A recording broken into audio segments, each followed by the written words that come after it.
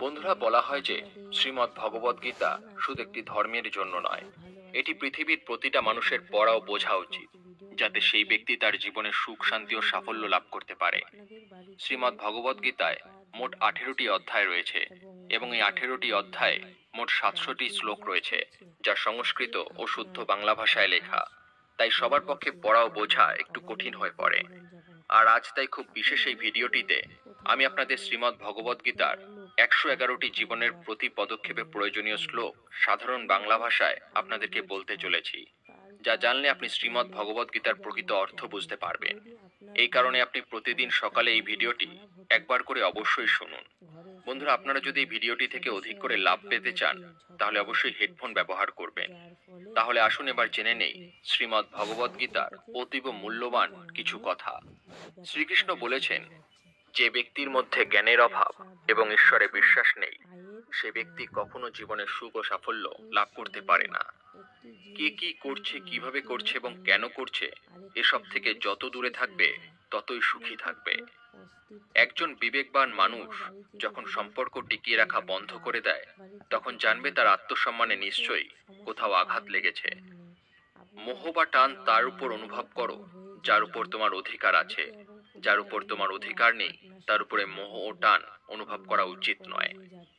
যারা অন্যের কষ্ট বোঝে, যাদের মমতা আছে এবং হৃদয় থেকে যারা শুদ্ধ, তাদের আর জন্ম নিতে হয় না। তোমার কর্মই তোমার আসল পরিচয়, নইলে এক নামের তো হাজারো মানুষ হয়। যা হবার থাকে তা হয়েই থাকে, আর যা হবার নয় তা কখনোই হয় না। এই দৃঢ়তা যাদের মনে থাকে, তারা কখনো চিন্তা করে না। কর্ম এমন একটি ফসল যা একজন ব্যক্তিকে যে কোনো পরিস্থিতিতে কাটতেই হয়। তাই সর্বদা ভালো বীজ বপন করুন, যাতে ফসল ভালো হয়। সদা সন্দেহকারী ব্যক্তির জন্য প্রসন্নতা পাওয়া না এই জীবনে সম্ভব, আর না অন্য জীবনে। বস্তুর সম্পর্কে চিন্তা করে মানুষ তাদের প্রতি আসক্ত হয়ে পড়ে। এই কারণে তাদের মধ্যে কামনা বাসনা তৈরি হয়, এবং কামনা বাসনা বিঘ্নিত হলে ক্রোধ উৎপন্ন হয়। ভালোবাসা সর্বদা ক্ষমা চাইতে পছন্দ করে, এবং অহং সর্বদা ক্ষমা চাওয়াতে পছন্দ করে। মৌন থাকাই তার প্রতি শ্রেষ্ঠ উত্তর, যে আপনার কথার মূল্য দেয় না। হে পার্থ, যাদের ভক্তিতে বিশ্বাস নেই, তারা আমাকে লাভ করতে পারে না। তাই তারা জন্ম মৃত্যুর পথে এই ভৌতিক জগতে বারংবার আসতে থাকে। ভগবান শ্রীকৃষ্ণ গীতায় বলেছেন যে, হে অর্জুন, যারা আমার পরম ভক্ত, যারা সর্বদা আমাকে স্মরণ করে এবং একক চিত্তে আমার উপাসনা করে, আমি স্বয়ং তাদের প্রত্যেকের কল্যাণের উত্তরদায়িত্ব গ্রহণ করি। যতটা সম্ভব চুপ থাকাই ভালো, কারণ কথাই মানুষকে সবচেয়ে বেশি অপরাধ করতে বাধ্য করে। ভালো কাজ করার পরও মানুষ শুধু তোমার খারাপ কাজগুলোই দেখবে। তাই লোকে কি বলবে তাতে কান দিও না, নিজের কাজ করে যাও। তুমি আজ যে কর্ম করছো, তার ফল তুমি কাল অবশ্যই পাবে। আর আজ তোমার যা কিছু আছে, তা তোমারই দ্বারা করা তোমার অতীতের কর্মের ফল। শ্রীকৃষ্ণ বলেন, আমি কারোর ভাগ্য তৈরি করি না, সবাই সবার ভাগ্য নিজেই তৈরি করে। ভালো উদ্দেশ্য নিয়ে করা কাজ কখনো বৃথা যায় না, আর তুমি তার ফল অবশ্যই পাবে। কোনো কাজ নিয়ে চিন্তা করা উচিত, কিন্তু চিন্তা এত করা উচিত নয় যাতে ওই কাজই নষ্ট হয়ে যায়। বদলে যাও সময়ের সাথে, অথবা সময়কে বদলাতে শেখো। ভাগ্যকে দোষ না দিয়ে যে কোনো পরিস্থিতিতে চলতে শেখো। অন্যের জীবনকে পরিপূর্ণতার সাথে অনুলিপি বা অনুসরণ করার চেয়ে নিজেকে জেনে অসম্পূর্ণভাবে বেঁচে থাকা ভালো। সংসারে কোনো মানুষই সর্বগুণ সম্পন্ন নিখুঁত নয়, তাই কিছু ত্রুটি উপেক্ষা করে তাদের প্রতি সম্পর্ক বজায় রাখো। সঠিক কর্ম সেটা নয় যার ফলাফল সর্বদা সঠিক হয়, তবে সঠিক কর্ম হলো সেটা যার উদ্দেশ্য কখনো ভুল নয়। তোমার কেবল তোমার কর্ম করার উপরে অধিকার আছে, কিন্তু কর্মের ফলে তুমি অধিকারী নও। না তুমি নিজেকে তোমার কর্মের ফলের কারণ মনে করো, আর না কখনো কর্ম না করার প্রতি আসক্তি হয়ো।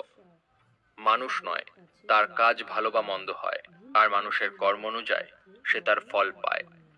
যখন ভবিষ্যৎ অন্ধকার দেখাতে শুরু করে, তখন তোমায় বর্তমানের দিকে মনোনিবেশ করতে হবে। চেষ্টা করো, সমাধান বের করো। আজ না হলে কাল বের হবে।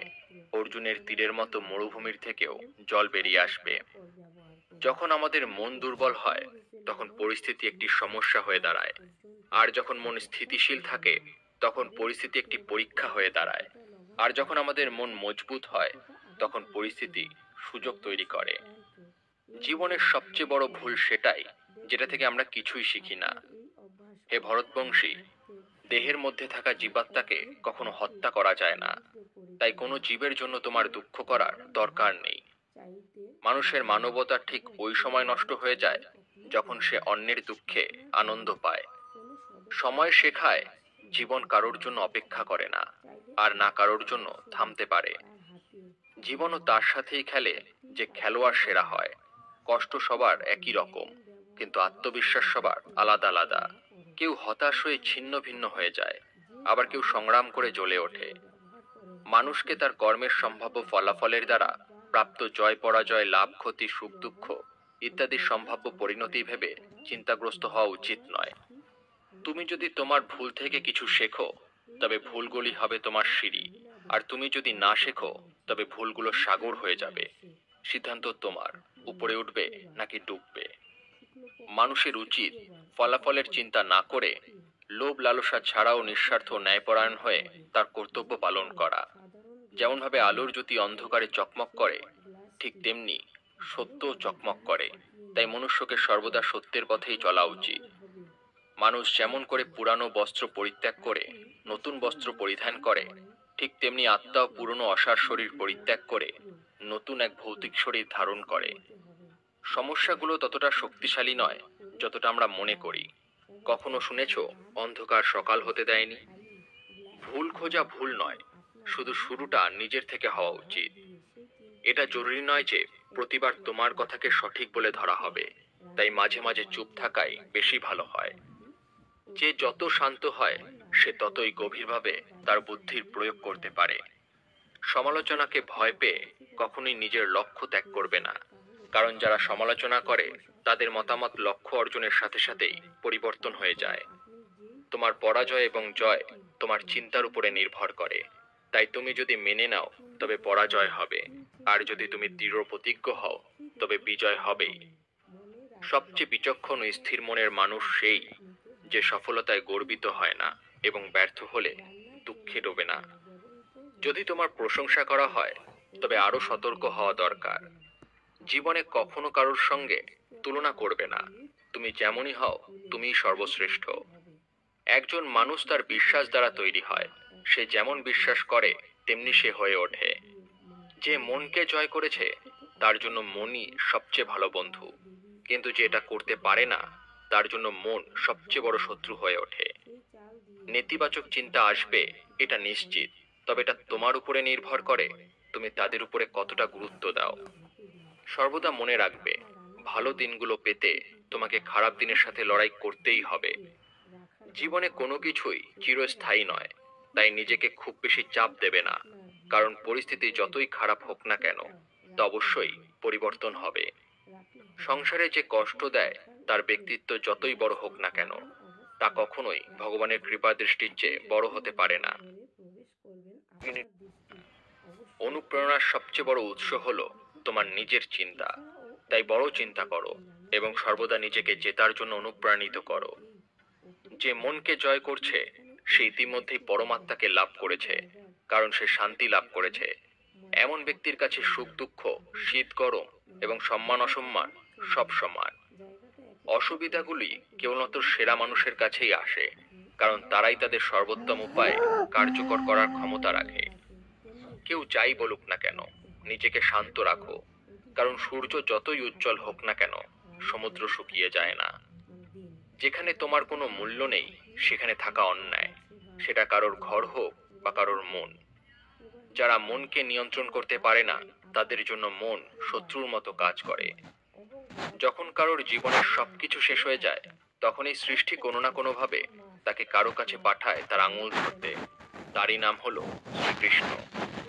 মানুষকে তার কর্মের সম্ভাব্য ফলাফলের দ্বারা প্রাপ্ত জয় পরাজয়, লাভ ক্ষতি, সুখ দুঃখ ইত্যাদি সম্ভাব্য পরিণতি ভেবে চিন্তাগ্রস্ত হওয়া উচিত নয়। জলে ভাসমান নৌকাকে যেমন ঝড়ের আঘাতে তার লক্ষ্য থেকে দূরে নিয়ে যায়, ঠিক তেমনি আনন্দ মানুষকে ভুল পথে নিয়ে যায়। আত্মা তার পুরনো শরীর ঠিক সেইভাবেই ত্যাগ করে, যেভাবে মানুষ তার পুরানো বস্ত্র খুলে নতুন বস্ত্র পরে। সময়ের আগে প্রাপ্ত জিনিস তার মূল্য হারায় এবং সময়ের পরে প্রাপ্ত জিনিস তার গুরুত্ব হারায়। যারা বুদ্ধি ত্যাগ করে আবেগে ভেসে যায়, সবাই তাদের বোকা বানাতে পারে। পৃথিবীর সামনে যে জেতে, শুধু সেই বিজয়ী হয় না, যে জানে কোন সম্পর্কের সামনে কখন কোথায় হারতে হবে, সেও বিজয়ী হয়। হে অর্জুন, একজন ব্যক্তি যা ইচ্ছা তাই হতে পারে যদি সে অবিরত বিশ্বাসের সাথে কাঙ্ক্ষিত জিনিসের উপরে ধ্যান করে। নিজেকে কখনো দুর্বল মনে করো না। পড়ে গেলে ওঠার চেষ্টা করো, লড়াই করো, পূর্ণ নিষ্ঠার সাথে তোমার দায়িত্ব পালন করো। বাকি সব আমার উপরে ছেড়ে দাও। তোমার কষ্টের জন্য পৃথিবীকে দোষারোপ করো না, তোমার মনকে বোঝাও। তোমার মনের পরিবর্তনই আনবে তোমার দুঃখের সমাপ্তি। তোমার নিজের ইচ্ছার শক্তির মাধ্যমে নিজেকে নতুন আকার প্রদান করো। কখনো নিজেকে নিজের ইচ্ছার দ্বারা অপমানিত করো না। ইচ্ছা তোমার পরম বন্ধু হতে পারে, আবার পরম শত্রুও। সময় কখনো সবসময় এক সমান থাকে না, তাদেরও কাঁদতে হয় যারা অকারণে অন্যকে কাঁদায়। প্রতিদিন ভালো নাও হতে পারে, কিন্তু প্রতিদিনের মধ্যে অবশ্যই ভালো কিছু থাকে। ধৈর্য ধরো। জীবনে কখনো কখনো ভালো ফল পেতে তোমাকে সবচেয়ে খারাপ সময়ের মধ্যে দিয়ে যেতে হবে। কান্না থামাও, নিজেই নিজের সমস্যার সাথে লড়াই করতে শেখো। কারণ যারা সঙ্গ দেয় তারাও শ্মশান পর্যন্তই সঙ্গ দিতে পারে, তারপরে নয়। সময় যখন বিচার করে তখন সাক্ষীর প্রয়োজন হয় না। নিজের উপর বিশ্বাস থাকাটা খুব জরুরি, কারণ আমরা আমাদের পথে নিজেরাই চলি। তোমার বিশ্বাস একটি পাহাড়কেও নাড়াতে পারে, কিন্তু তোমার মনের সন্দেহ আরেকটি পাহাড়কে তুলে দাঁড় করাতে পারে না। মন অশান্ত হলে মনকে নিয়ন্ত্রণ করা কঠিন হয়ে যায়, তবে অনুশীলনের মাধ্যমে মনকে নিয়ন্ত্রণে আনা সম্ভব। অহংকার আর সংস্কারের মধ্যে পার্থক্য আছে।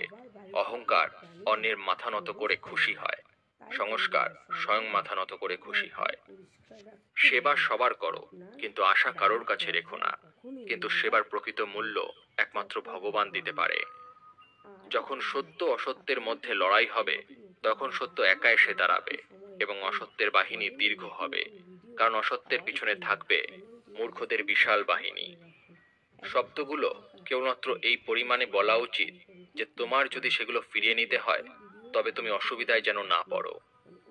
একা থাকা তোমায় এটা শেখায় যে আসলে তোমার নিজেকে ছাড়া আর কিছুই নেই। যখন পরিবারের সদস্যদের অপ্রীতিকর মনে হয় এবং অপরিচিতদের নিজের মনে হয়, তখন বুঝে নেবে ধ্বংসের সময় শুরু হয়ে গেছে। রেগে গেলে চিৎকার করতে শক্তি লাগে না, রেগে গেলে চুপ থাকতে অনেক শক্তি লাগে।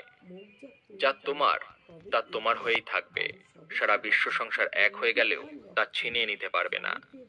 একটি উপহার প্রকৃত এবং পবিত্র তখনই হয় যখন তা হৃদয় থেকে সঠিক সময় ও স্থানে সঠিক ব্যক্তিকে দেওয়া হয়। আর যখন উপহার দানকারী ব্যক্তির হৃদয়ে সেই উপহারের বিনিময়ে কিছু পাওয়ার আশা থাকে না। তুমি যদি জীবনে খুশি হতে চাও, তবে তোমার কি আছে তার দিকে বেশি মনোযোগ দাও, অন্যদের কি আছে সেই দিকে নয়। তোমাদের সমস্ত কষ্ট সেই দিনই শেষ হবে যখন তোমরা বিশ্বাস করবে যে তোমাদের সমস্ত কাজ ভগবানের ইচ্ছায় হয়। যে ব্যক্তি পরিষ্কার এবং সোজা কথা বলে তার কথাবার্তা অবশ্যই কঠোর, কিন্তু সে কখনো কাউকে ঠকায় না। প্রতিকূলতায় ধৈর্য, সমৃদ্ধিতে দয়া এবং সংকটে সহনশীলতা মহান মানুষের বৈশিষ্ট্য। স্বর্গ লাভ করে বহু বছর সেখানে বসবাস করার পর একজন ব্যর্থ যোগী আবার ধার্মিক ও সমৃদ্ধ পরিবারে জন্মগ্রহণ করে। এই সংসারের দুই প্রকারের ব্যক্তিরা স্বর্গের উপরে দরজা পায়। এক, যারা ক্ষমতাবান হয়েও ক্ষমা করা জানে, আর দ্বিতীয়, যারা স্বয়ং দরিদ্র হওয়া সত্ত্বেও দান করে। প্রেম শরীর ও সৌন্দর্য দেখে হয় না, প্রেম হৃদয় থেকে আসে। যেখানে দুটি হৃদয় মিলিত হয়, সেখানেই ভালোবাসার জন্ম হয়।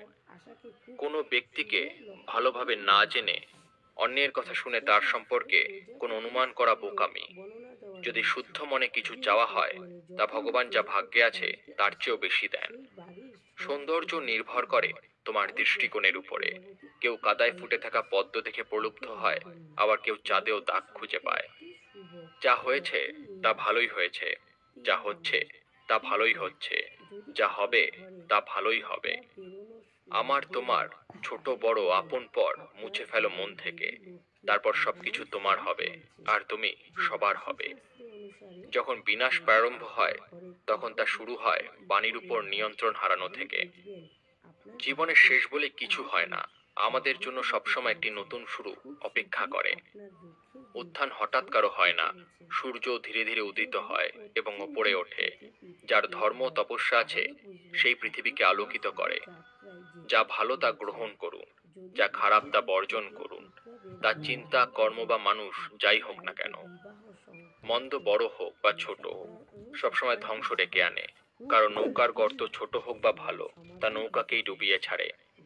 আমি ব্যক্তিগতভাবে আমার পরম ভক্তদের কল্যাণের দায়িত্ব নেই, যারা সর্বদা আমাকে স্মরণ করে বা শুদ্ধ মনে আমাকে পূজা করে। যে দান বিনা সৎকারে কুপাত্রকে দেওয়া হয়, সেই দানকে তমস দান বলা হয়। পরিবার বা সমাজ দুটোই ধ্বংসের পথে চলে যায় যখন জ্ঞানী ব্যক্তি নীরবতা পালন করে আর অজ্ঞানী বলতে থাকে। হে অর্জুন, যে ব্যক্তি পূর্ণ বিশ্বাসের সাথে কোনো দেবতার পূজা করতে চায়, আমি সেই দেবতার প্রতি তার বিশ্বাস দৃঢ় করে দেই। তুমি ফিরে যেতে পারবে না আর শুরুকে পরিবর্তন করতে পারবে না, কিন্তু তুমি যেখানে আছো সেখান থেকে শুরু করতে পারো আর শেষকে অবশ্যই পরিবর্তন করতে পারো। যখন আশা ভঙ্গ হতে শুরু করে আর কোনো পথ দেখা যায় না, তখন অবশ্যই একবার ভগবদ গীতার আশ্রয় নেবে। বন্ধুরা, ভিডিওটি দেখে যদি ভালো লাগে অবশ্যই কমেন্টে জয় শ্রীকৃষ্ণ লিখবেন। ভিডিওটি দেখে যদি ভালো লাগে তাহলে অবশ্যই একটি লাইক করুন এবং অন্যের সাথে শেয়ার করুন, যাতে তারাও ভিডিওটি দেখে উপকৃত হয়। ধন্যবাদ।